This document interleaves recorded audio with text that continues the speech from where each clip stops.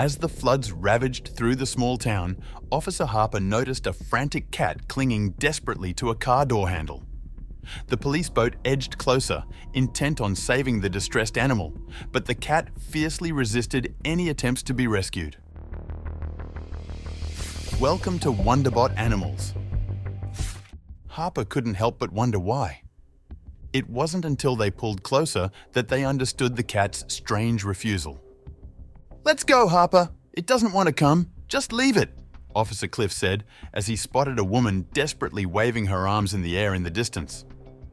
Harper had both of his hands wrapped around the soaking wet cat, but it kept its paws tightly around the car door, leaving Harper balancing above the water. "I almost have it," Officer Harper grunted as he pried the cat's paws away from the handle. He couldn't just leave the cat behind. It would drown or freeze.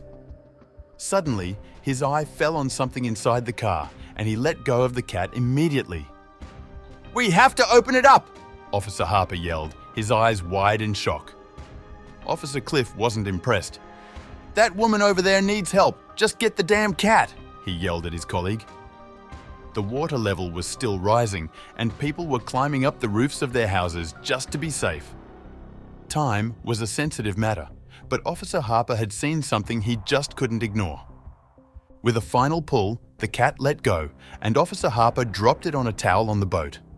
But just as Officer Cliff wanted to turn the boat around, Officer Harper jumped into the water, which was waist deep, and began to try to open the door.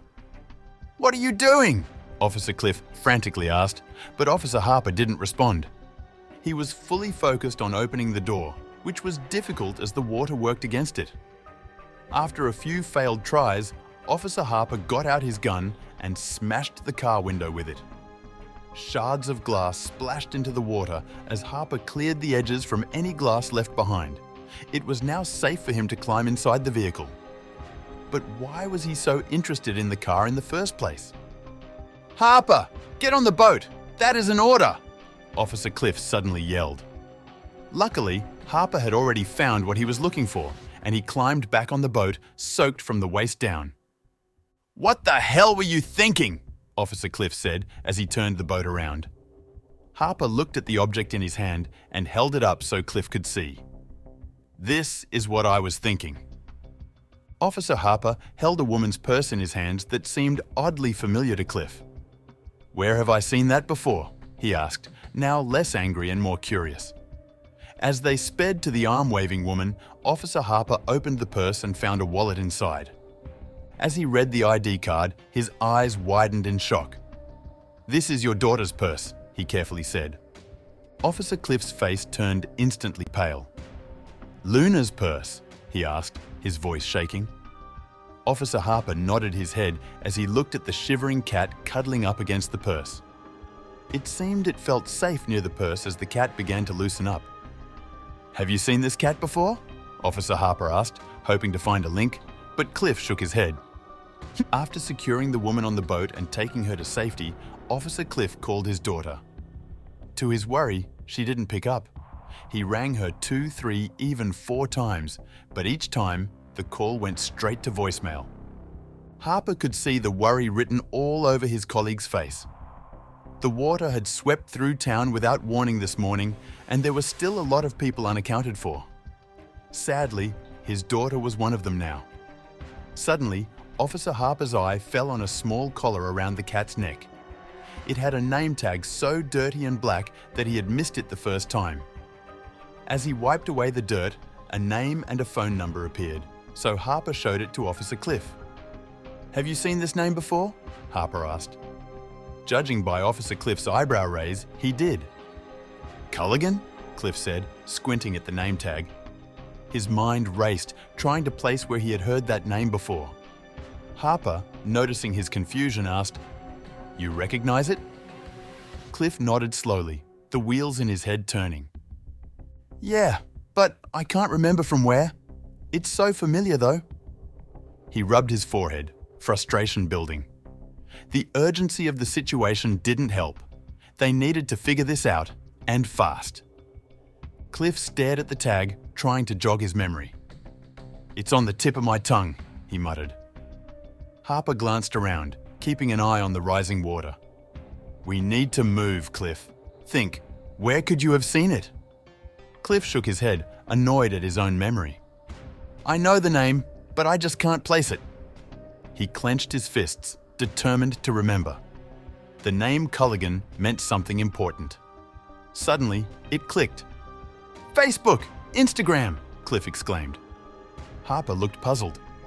"What about them?" Cliff explained. "I've seen the name Culligan on social media a few times actually. Someone I know must be connected to them." Harper nodded, seeing a glimmer of hope. "All right, that's something. We can work with that. Maybe it's a friend of Luna's?" Cliff nodded, feeling a bit of relief. It was a lead, and they needed to follow it. Cliff approached their superior, urgency in his steps. "Sir, we need to look into the disappearance of my daughter.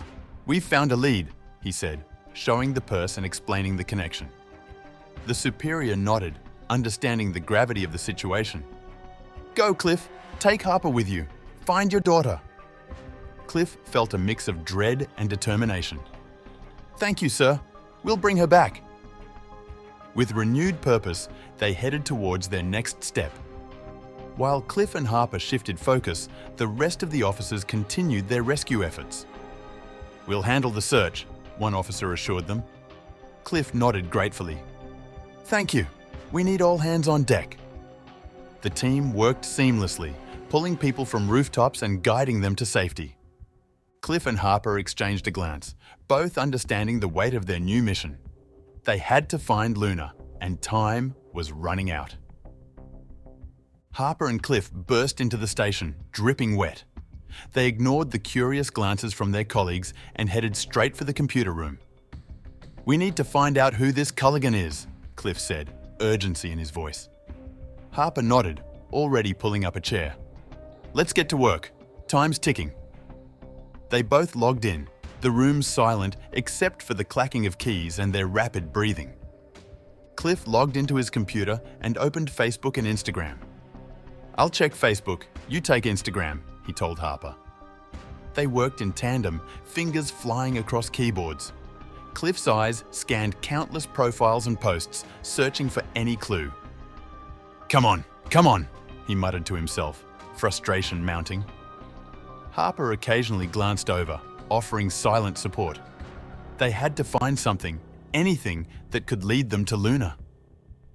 After what felt like hours, Cliff finally paused. "I've seen this name before," he whispered. Harper looked up, hopeful.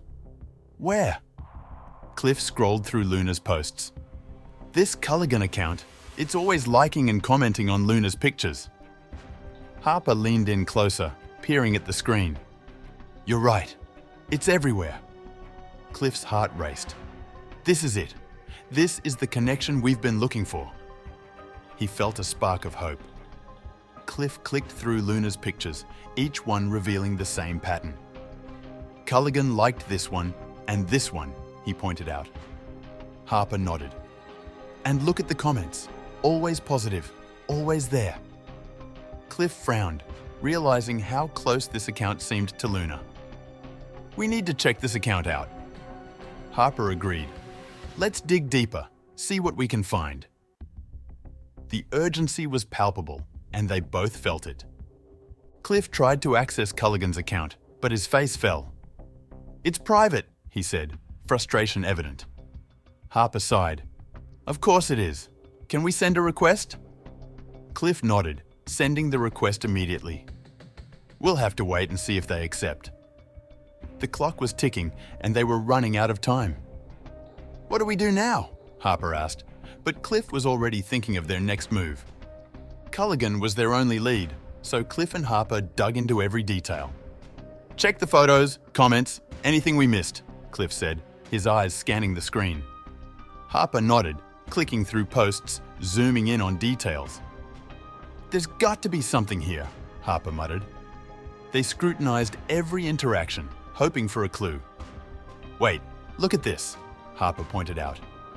Cliff leaned in, examining the new discovery with renewed focus. Cliff decided to run a full background check on the name Culligan. "We need more than social media," he said, typing rapidly. Harper watched as he accessed databases, pulling up records. Let's see what we can find. Names, addresses, and other details filled the screen. Cliff sifted through the information, hoping for a breakthrough. There's got to be something useful here, he murmured, determined to find a lead. After a thorough search, Cliff found 3 Culligans living in their town. Okay, we've got 3 possibilities, he said, showing Harper the results. Harper peered at the screen. Let's narrow it down. They reviewed the profiles carefully. 2 of them are an elderly couple, Cliff noted. That leaves 1 more. Harper nodded. Let's focus on that one. They had a potential lead, and it was time to dig deeper. So, the elderly couple is out, Cliff said, crossing their names off the list. That leaves just 1 Culligan. Harper looked at the remaining name. What do we know about them? Cliff started pulling up more information. We need to find out everything, he said, his determination clear. They had to be sure this was the right person. The pressure was mounting, but they were getting closer. Cliff's eyes widened as he found the last Culligan's record. They've got a criminal history, he said, worry evident in his voice. Harper frowned. What kind of record? Cliff scanned the details. Petty theft, trespassing, nothing major, but still concerning. Harper nodded. This definitely adds to the urgency. Cliff's heart raced. We need to move fast, he said. Their lead was becoming more critical by the minute. Cliff and Harper drove to the address they found, a small, unassuming house on the edge of town. This has to be it, Cliff said, parking the car. Harper nodded, checking the surroundings. Looks quiet, he noted. They got out, the air thick with tension. Stay alert, Cliff warned as they approached the house.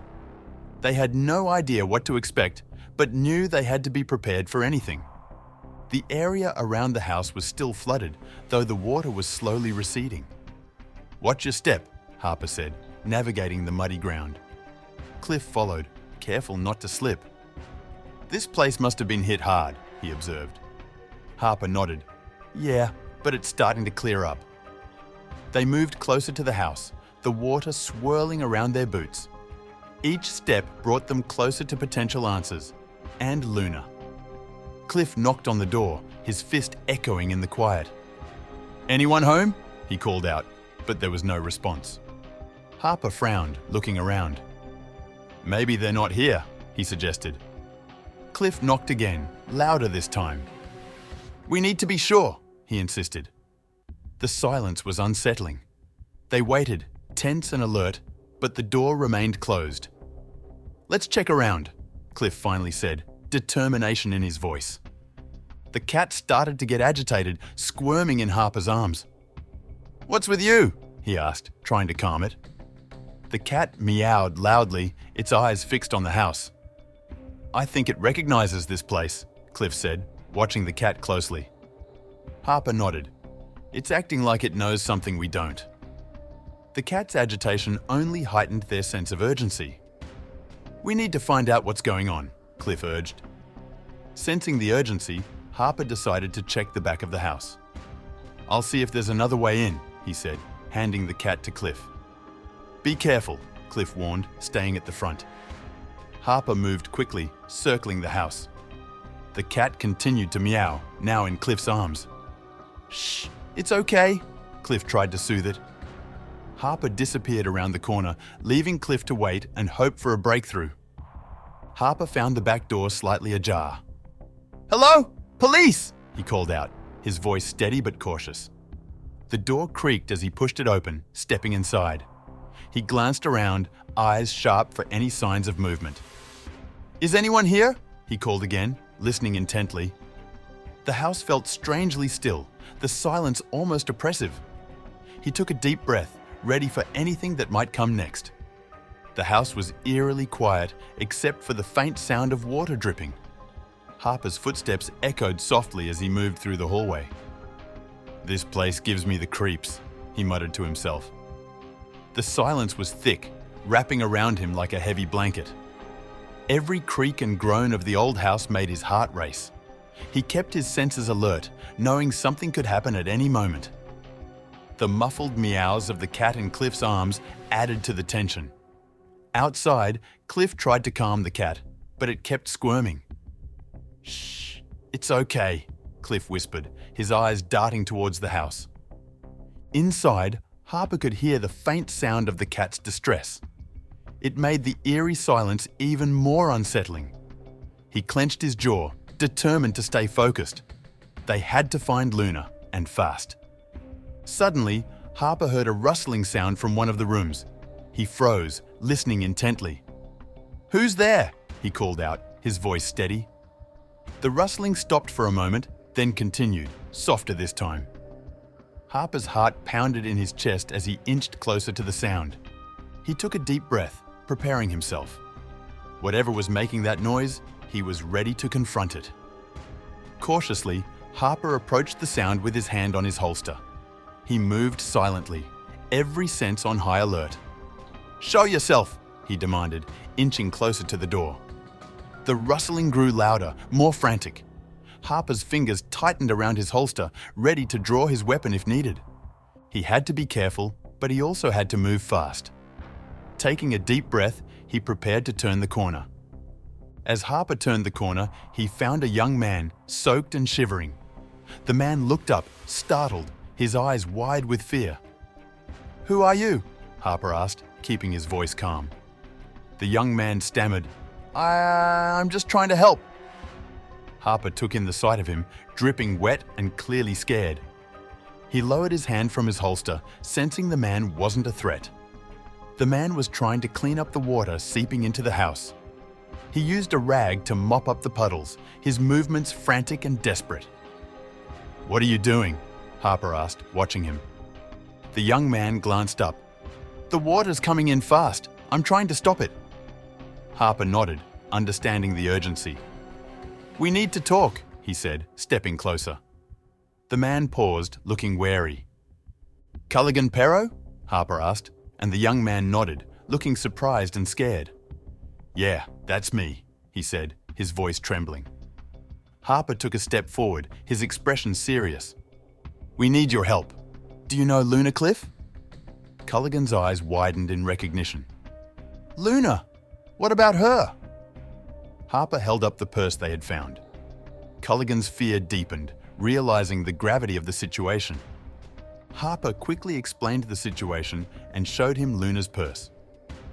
"We found this in the car with the cat," Harper said. Culligan stared at the purse, his hands shaking. "She's missing, and we think you might know where she is," Harper continued. Culligan swallowed hard, his eyes darting around the room. I don't know," he stammered. Harper pressed, "Anything you can tell us will help." Culligan's face went pale and he mumbled, "I know where she is." Harper's heart skipped a beat. "Where?" he demanded, his voice urgent. Culligan looked terrified but determined. "Follow me," he said, starting towards a door in the corner. Harper nodded, signaling for Cliff to come over. They were finally getting somewhere. Cliff joined them, and together they prepared to follow Culligan's lead, hoping to find Luna safe and sound. Culligan led them to a hidden basement room, partially flooded but still accessible. "This way," he said, pushing open a door that led down a narrow staircase. Harper and Cliff followed closely, their flashlights cutting through the darkness. Water lapped at the steps and the air was damp and cold. "Watch your step," Culligan warned, his voice echoing in the confined space. They descended carefully, hoping they were in time. As they descended, they found Luna unconscious but breathing. Harper's flashlight beam fell on her still form, lying just above the water level. "Luna!" Cliff shouted, rushing forward. Harper checked the surroundings, ensuring there were no immediate dangers. "She's alive," Harper confirmed, seeing the faint rise and fall of her chest. Cliff's heart raced, but relief washed over him. They had found her, and she was still breathing. She was lying on a makeshift bed above the water level. "We need to get her out of here," Cliff said, his voice urgent. The bed was a crude construction, just enough to keep her dry. "Help me lift her," he instructed Harper. Together, they carefully moved Luna, ensuring she stayed above the water. Why was she down here? Harper wondered aloud, but there was no time for answers now. Cliff rushed to her side, checking her pulse and breathing a sigh of relief. She's okay, he said, feeling the steady beat under his fingers.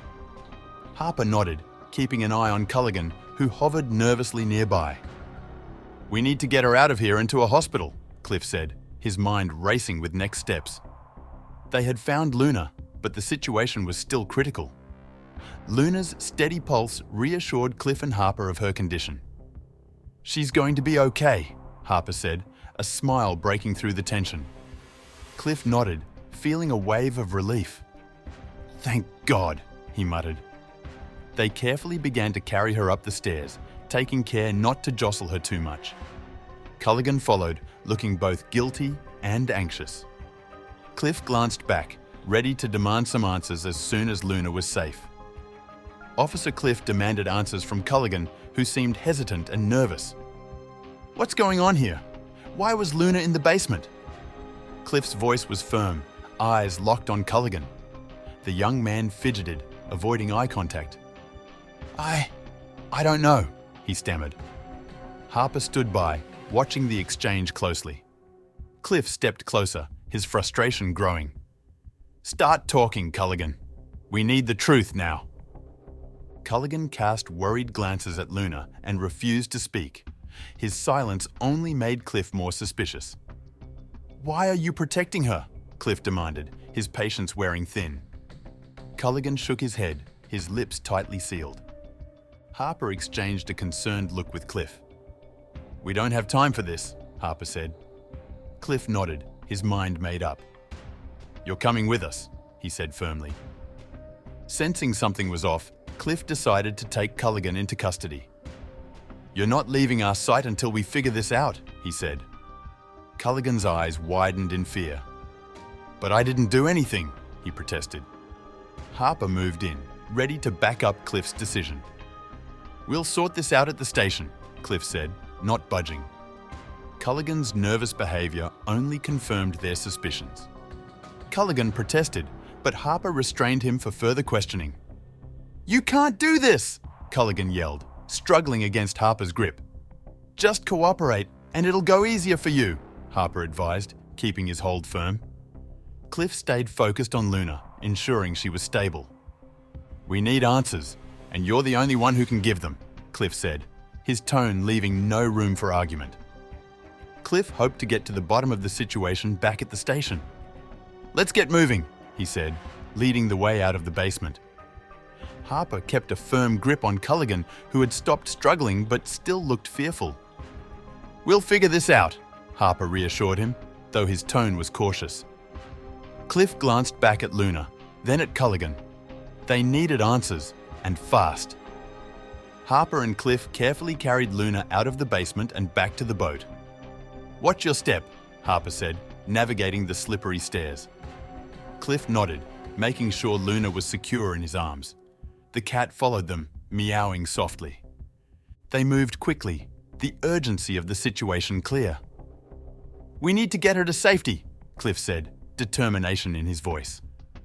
Harper agreed, their focus unwavering as they reached the boat. They wrapped her in a blanket to keep her warm. Here, this should help, Harper said, draping the thick fabric over Luna's still form.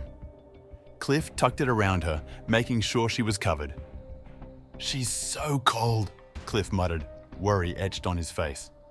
Harper nodded. We'll get her warmed up soon. The boat rocked gently as they prepared to head back, their minds racing with what needed to be done next. Culligan, now handcuffed, sat beside her, the cat laying contently on his lap. Stay still, Harper warned, keeping a close eye on him. Culligan nodded, looking down at the cat as it purred softly. The scene was surreal, the tension palpable. Cliff glanced over, his eyes narrowing. You better start talking soon, he said, his voice low and serious. Culligan shifted uncomfortably, but remained silent. Cliff's mind raced with questions about Culligan's involvement. Why was Luna there? What's your connection to her? he wondered aloud, frustration evident. Harper stayed silent, focused on steering the boat through the receding waters. The silence was thick, filled with unspoken tension. Cliff looked at Culligan, trying to read his expression. "We'll get to the bottom of this," he vowed, determination hardening his features. He hoped Luna would wake up soon to shed light on what was going on. "Come on, Luna, wake up," Cliff whispered, holding her hand. Harper glanced back, worry etched on his face. "She will," he reassured Cliff. The journey back to the station felt long and filled with anticipation. Cliff squeezed Luna's hand gently, willing her to open her eyes. They needed answers, and Luna held the key. As they made their way back to the station, Culligan finally broke down and confessed. "I need to tell you something," he said, his voice trembling. Cliff and Harper exchanged a glance. "Go on," Cliff urged, his tone firm. Culligan took a deep breath, tears welling in his eyes. "Luna and we've been seeing each other," he began. Cliff's eyes widened, surprise and confusion mixing on his face. He revealed that he and Luna had been secretly dating for months. "We didn't want anyone to know," Culligan admitted, looking ashamed. Harper kept the boat steady, listening intently. "Why keep it a secret?" Cliff asked, his voice softer now. Culligan sighed. "Because of my past. Luna thought it would be better if no one knew." Cliff shook his head, trying to process the revelation. Luna had been helping him clear his name from a crime he didn't commit in his youth. "She believed in me," Culligan said, his voice breaking. "She found new evidence, stuff that could prove I wasn't guilty." Cliff listened, his mind racing. "So, she was trying to help you?" he asked, piecing together the puzzle. Culligan nodded, tears streaming down his face. "She's the only one who believed me," he whispered. She had kept their relationship a secret because of Culligan's criminal record. "She didn't want her dad to find out," Culligan explained. Cliff felt a pang of guilt and anger. "You should have come to me," he said, frustration in his voice. Culligan shook his head. "Luna was scared. She thought you wouldn't understand," he said, his voice trembling. The weight of the secret pressed heavily on them all. Luna feared her father's reaction, which is why they kept it hidden. "She didn't want to disappoint you," Culligan said, his eyes pleading for understanding. Cliff's heart ached. "I just wanted to protect her," he muttered, his voice cracking. Harper remained silent, steering the boat through the calm waters. They were getting closer to the station, but the emotional journey had just begun. Cliff knew they needed to talk more. Officer Cliff listened in silence, his emotions a mix of relief, anger, and understanding. He couldn't believe what he was hearing, but at the same time, pieces of the puzzle started to fit. "I just wish she had told me," he thought, clenching his fists. Harper watched Cliff closely, sensing the turmoil within him. "We'll figure this out," Harper said quietly, trying to offer some comfort. Once they arrived at the station, Luna was taken to the hospital for a checkup. "She's in good hands now," Harper assured Cliff as paramedics took over. Cliff watched anxiously as they wheeled her away. "She'll be okay," he whispered to himself, needing to believe it. Harper placed a hand on his shoulder. "We did the right thing," he said. Cliff nodded, though his mind was still racing with everything that had happened. Cliff took a moment to process everything that Culligan had revealed. He sat in a quiet corner of the station, his head in his hands. "She was trying to help him," he murmured, shaking his head. Harper joined him, sitting down next to him. "It's a lot to take in," Harper said gently. Cliff sighed. "Yeah, it is, but it explains a lot too." He felt a mix of confusion and clarity. He knew he had to find a way to reconcile with Luna and understand her choices. "I need to talk to her," Cliff said, determination in his voice. Harper nodded. "You will, when she's ready," he replied. Cliff stared at the floor, deep in thought. "I need to understand why she felt she couldn't tell me," he said quietly. He resolved to listen, to really hear her side of the story. For now, he was just grateful she was safe and vowed to help Culligan clear his name. "We'll get through this," he said, more to himself than anyone else. Harper gave a supportive nod. "One step at a time, Cliff." Cliff took a deep breath, feeling a glimmer of hope. "Thank you, Harper," he said, appreciating his friend's support. They both knew the road ahead wouldn't be easy, but they were ready.